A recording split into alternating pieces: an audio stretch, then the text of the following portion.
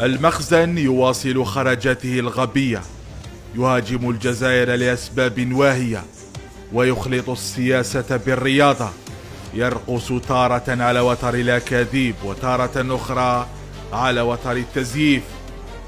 نظام المغرب أقام الدنيا وأقعدها عقب حفل افتتاحية الشان التي أقيمت بالجزائر، متهما الأخير باستعمال عبارات سياسية في محفل كروي. عاد ليستغل أول فرصة ويظهر حقده الدفين، ويدخل السياسة بالقوة في مباراة كروية بين شبيبتي القبائل والوداد الرياضي المغربي في منافسة قارية.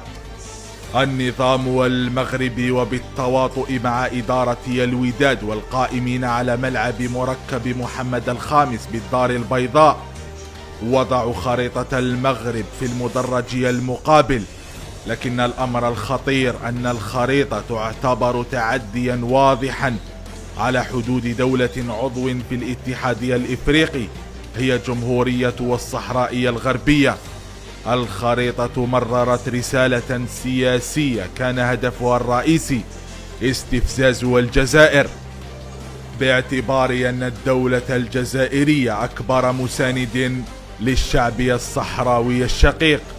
خرجة المخزن صاحبها تواطؤ من المخرج المغربي الذي أعاد مرارا وتكرارا رصد الخريطة خلال مجريات اللقاء في سقطة إعلامية كبيرة دبرت بإحكام. السقطة يجب أن لا تمر مرور الكرام على الاتحاد الإفريقي لكرة القدم الذي يرفض مثل هذه الممارسات إلا إذا تغاضى مرة أخرى على سقطات المغرب التي أصبحت روتينا يوميا في الجارة الغربية.